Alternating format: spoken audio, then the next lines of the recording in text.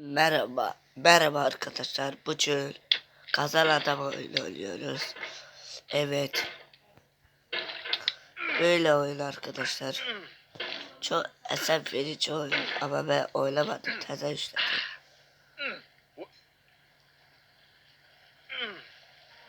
Şöyle kaldır. Ya da tutmaktırız.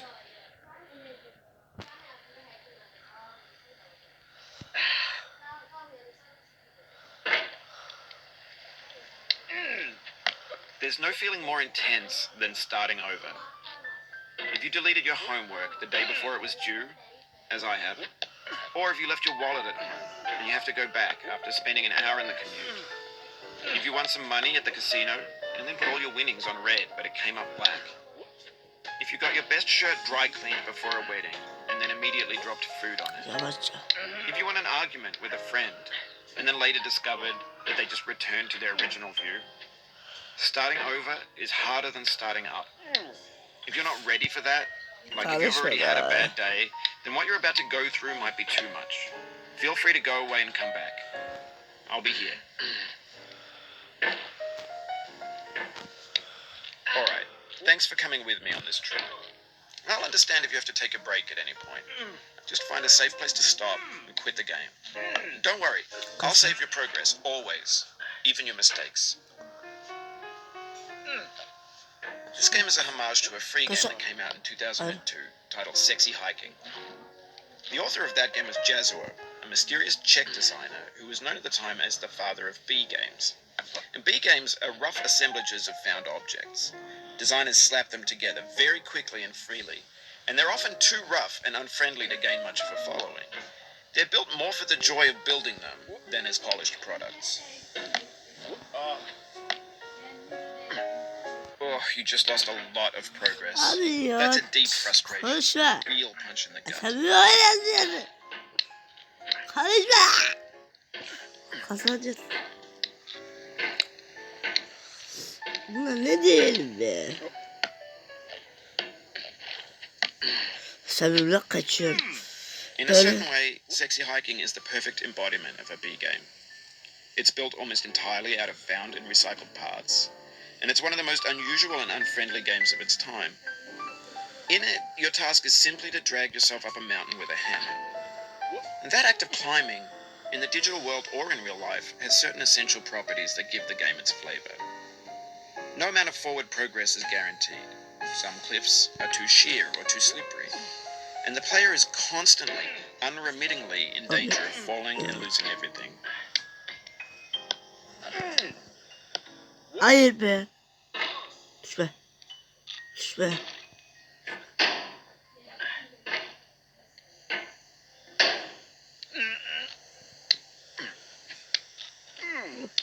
Anyway, when you start Sexy Hiking, you're standing next to this dead tree that blocks the way to the entire rest of the game.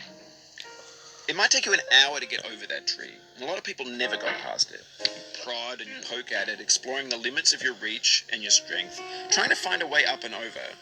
And there's a sense of truth in that lack of compromise.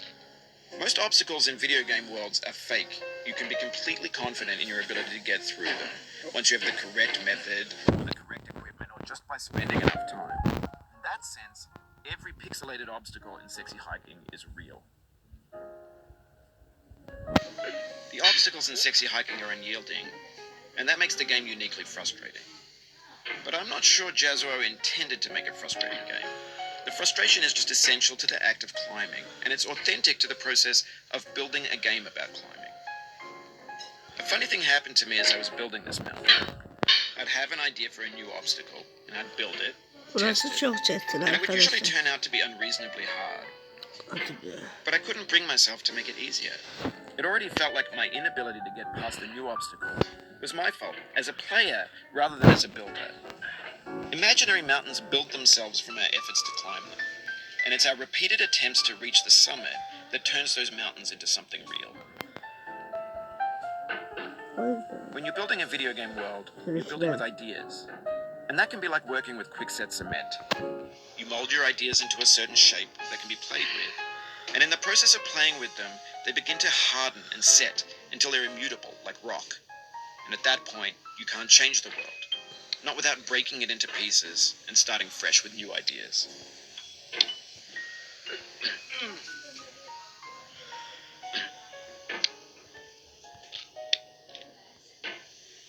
Abi ya. Hadi be. Hadi.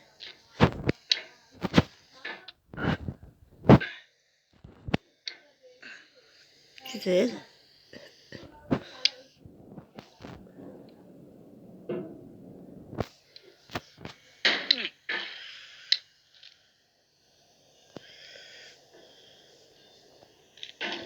Hayır düşme. Düşme gitme. Gitme. Yapıyor bu.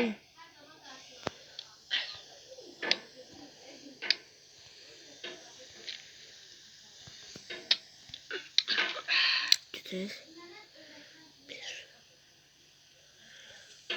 Abi ya. Böyle abi.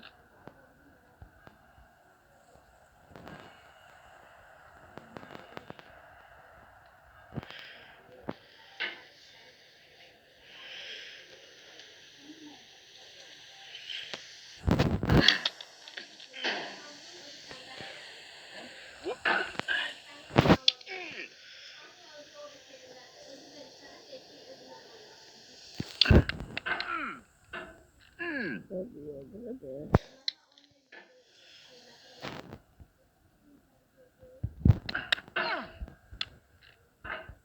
Evet.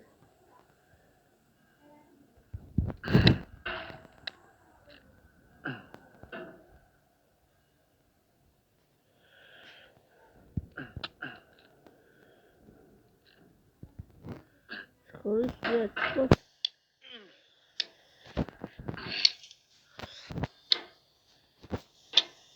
Hadi be.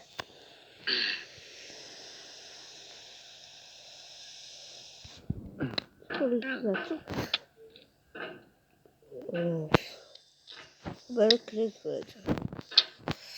Kriz vuracak. Yavşak. Hadi be. Hayır. Hayır.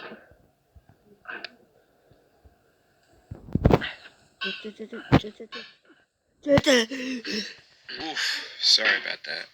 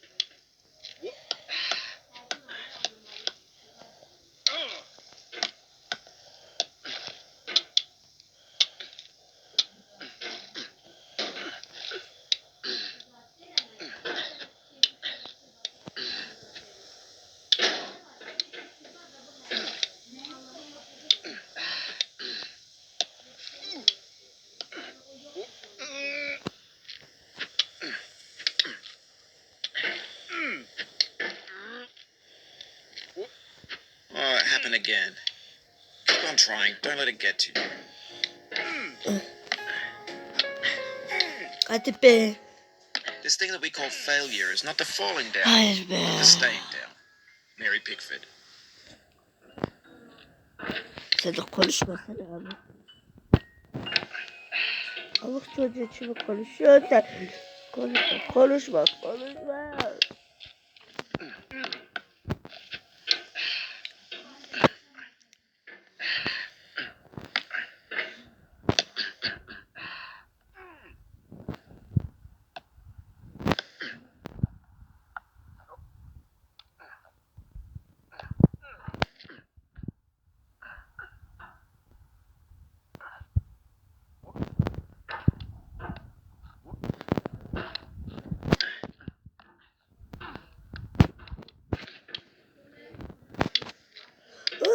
Allah. Acıttın abi.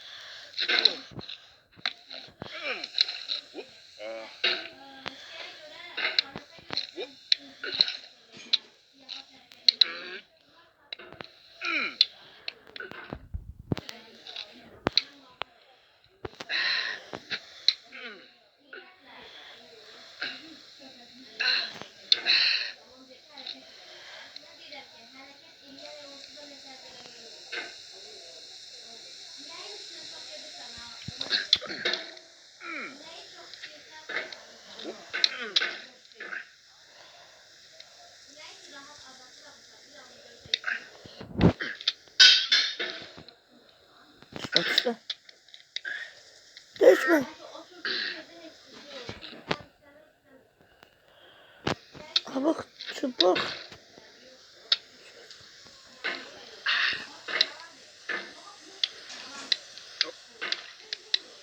Hadi be.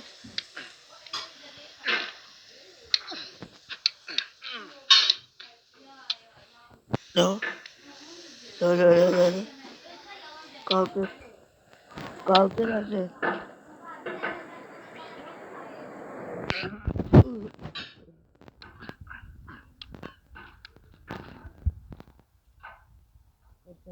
Çok zor be. Bu oyunun adını yazacağım arkadaşlar size. Oylarsız.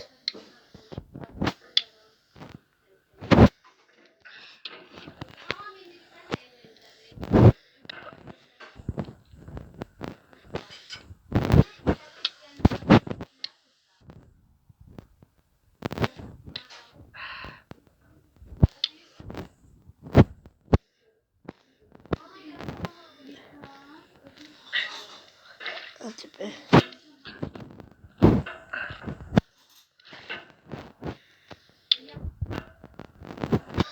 Kalksana durmaş buraya. Kamerayla niye durmaşıyorsun? Bedenle mi saplanmış? Gaza.